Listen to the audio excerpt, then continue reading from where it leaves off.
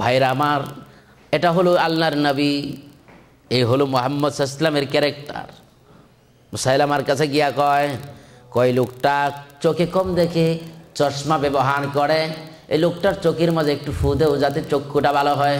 কয় come here, এদিকে আইসে, ফু দিছে, সাথে সাথে অন্ধ হয়ে গেছে, সাথে সাথে অন্ধ। আশেপাশে যেইগুলি ছিল এইগুলি যে দৌড়। কই দাজ্জাল, এই শয়তানের কাছে থাকা যাবে না, ভালো মানুষ মাইরা ফেলায়। আরেক লোক এসে বলেন আপনি নাকি নবী? বলে হ্যাঁ হ্যাঁ আমি নবী। মুহাম্মদ আমিন, মরা মানুষের গায়ে ফু দিলে জীবিত হয়ে যায়, আমি অসুস্থ, আমাকে ফু দেন। ফু মারছে, এই লোক সাথে সাথে মারা গেছে। আচ্ছা এটা বলেন, এটা কি নবী? আমার ভাইয়েরা, আরেক বেচারা এটাকে বলেন আমার গাছে ফল হয় না, তুমি আমার গাছে ফু দাও। এবার ফু মারছে, সাথে সাথে গাছটা শুকাইয়া গেছে, মরে গেছে। নাউজুবিল্লাহ কোন।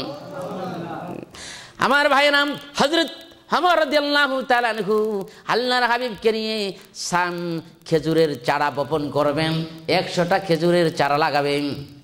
লাগালো, এই যে খেজুরগুলি 100টা খেজুরের চারা লাগালো তারা, 1 বছরের মাঝে বাকি খেজুরের চারা বছরে একবার ফল হয়, কিন্তু এই বাগানে বছরে 2 বার খেজুর হয়।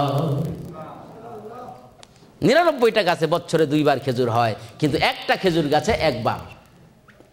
সাহাবীরা বলল হোয়াট ইজ দ্য কজ, কি কারণ? কি কারণ একটা গাছের মাঝে একবার খেজুর হয়? খবর নিয়ে দেখা গেল এই চারাটা আমার নবীর হাতে লাগাই নাই, লাগাইছে হযরত ওমর রাদিয়াল্লাহু আনহু। তাহলে জাআলানি নবিয়্যা আইনামা কুনতু, জাআলানি মুবারাকান আইনামা কুনতু। শুধু তাই নয়, আল্লাহর নবী ঈসা রূহুল্লাহ বলে তোমরা তোমাদের বাচ্চাদেরকে কালামে পাক শিখাইতে দিলা না, বাচ্চাগুলো খিনজির হয়ে গেল। খিনজির তো আল্লাহ পাকের এক অভিশপ্ত প্রাণী, তোমরা কেন আল্লাহ পাকের কালামকে শিখাও না? কয় না, তোমার কাছে আমাদের বাচ্চাদেরকে দেয়া যাবে না। বরং তারা হযরত ঈসার সাথে দুশমনি করলো। কিতাবের সাথে যুগ যুগ ধরে কোরআনের সাথে মানুষ দুশমনি করে। আল্লাহ পাক বলেন ইউরিদুনা লিউতফিউ নূরাল্লাহি বিআফওয়াহিহিম ওয়াল্লাহু মুতিম্মু নূরিহি ওয়ালাউ কারিহাল মুশরিকুন। পৃথিবীর সমস্ত কাফের মুশরিক ইহুদিরা যদি কোরআন জ্বালাই দেয়, মনে করেন পৃথিবীর সমস্ত কাফের মুশরিক কোরআন জ্বালাই দিল, আপত্তি নাই। একটা হাফেজ সাহেবকে আপনি বসাই দেন, তার মুখ থেকে, তার হৃদয় থেকে পুরো এমন একটা কোরআন বের হয়ে যাবে। এক পাদ্রী নিয়ত করেছে কোরআন জ্বালাবে, এ কি সম্ভব? আল্লাহ পাক বলেন পৃথিবীর কোন মানুষের পক্ষে কোরআন জ্বালানো সম্ভব নয়। ওয়াল্লাহু হাইয়ুন ওয়াল কুরআনু হাইয়ুন। আল্লাহ জীবিত, তার কোরআনও জীবিত। সুবহানাল্লাহ। কোরআন জ্বালানো তো সম্ভবই নয়, বরং কোরআনের ভিতরে একটা আলিফ ঢুকাবার ক্ষমতা নাই। লা ইয়াতিহিল বাতিলু মিন বাইনি ইয়াদাইহি ওয়ালা মিন খালফিহি। কোথাও থেকে কোরআনের ভিতরে ভুল ঢুকানো যাবে না। কোরআনের দায়িত্ব নিয়েছেন কে? আল্লাহ। ইন্না নাহনু নাযালনা যিকরা ওয়া ইন্না লাহু লাহাফিজুন। কোরআন নাজিল করেছি আমি, আর কোরআনকে হেফাজত করার দায়িত্ব কার? আল্লাহ। এজন্য আমি বলি নূরে হক शमे इलाही को बुझा सकता है कौन, नूरे हक शमे इलाही को बुझा सकता है कौन, जिसका हामी है खुदा उसको मिटा सकता है कौन। যেই দায়িত্ব নিয়েছে আমার আল্লাহ, পৃথিবীর কোন শক্তি সেই দায়িত্বকে খর্ব করতে পারে না। আমার ভাইরা, তাহলে বলতেছিলাম ফলো যদি করতে হয় তাহলে সেই মানুষটাকে করতে হবে যে মানুষের জীবনের মাঝে কোনো ভুল নাই, চিরজীবন মানুষদেরকে শুধু ক্ষমা করে দিলেন। আহা, সে নবীর সাথে তুলনা হয় না। সে নবী হলো মানুষের জন্য মডেল। আলহামদুলিল্লাহ বলেন। উনি কে? মুহাম্মাদুর সাল্লাল্লাহু আলাইহি ওয়াসাল্লাম। আমার ভাইরাম, আমার নবী মানুষদেরকে বললেন, ও দুনিয়ার মানুষেরা, উদখুলু, কোরআন শরীফে আল্লাহ পাক আয়াত নাযিল করে দিলেন তার হাবিবের শানে, উদখুলু ফিস সিলমি কাফা ওয়ালা তাত্তাবিউ খুতুওয়াতিশ শাইতান। ইসলামের মাঝে পরিপূর্ণভাবে প্রবেশ করো, শয়তানদের ফলো করবে না। শয়তান কারা? যারা ইসলামের দুশ্মন, তারাই শয়তান। নাউজুবিল্লাহ কর। আমার ভাইরা, আল্লাহ পাক তার হাবিবকে বলে দিলেন, বন্ধুরে, যারা তোমাকে ফলো করবে তাদের ভয় নাই, ভয় নাই, ভয় নাই, ভয় নাই। কোনো মানুষ যদি চিরজীবন আল্লাহকে ডাকে, আল্লাহকে পাবে না। ফলো করতে হবে কাকে?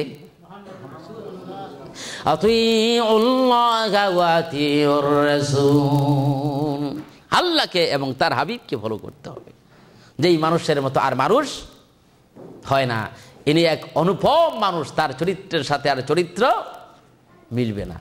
আল্লাহ পাক বলতেছে, ও দুনিয়ার মানুষকে, এমন একটা মানুষকে ফলো করো যেই ব্যক্তি জীবনে কোনোদিন মিথ্যা কথা বলে নাই, জীবনে মানুষের মনে কষ্ট দেয় নাই, জীবনে পরের হক মারে নাই, জীবন ভরা শুধু মানুষের অধিকার নিয়ে শুধু কথা বলল। ও দুনিয়ার মানুষেরা, তাম পৃথিবী একদিকে যদি চলে যায় আর সেই মানুষটার চরিত্রকে যদি একদিকে দেয়া হয়, তাম পৃথিবীর নবী রাসূলের চরিত্র, মানুষের চরিত্র একদিকে, আর এই মানুষের চরিত্রটার পাল্লা বেশি ওজন হয়ে যাবে। হাদিস শরীফের মাঝে আসছে, বুইসতু লিউতাম্মিমা মাকারিমাল আখলাক, মানুষদেরকে উত্তম চরিত্র শিক্ষা দেওয়ার জন্য আল্লাহ পাকের পক্ষ থেকে আমি প্রেরিত হয়েছি। আলহামদুলিল্লাহ বলেন। একটুখানি আমরা দুরূদ শরীফ পড়ে নেই। আল্লাহুম্মা, একটু পানি খাই। হ্যাঁ জি, ঘেমে গেছি।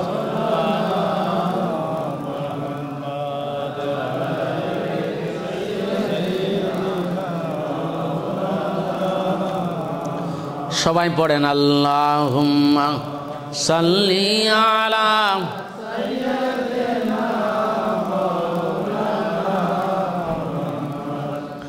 ওয়া আলা আলি সাইয়্যিদিনা মাওলানা। আমার ভাইরা, আমি আমার কথা সমাপনী শেষের দিকে আমি নিয়ে যাচ্ছি, ভালো করে শুনতে হবে এই কথাগুলো। এই নবীর সাথে কোনো নবীর তুলনা হয় না।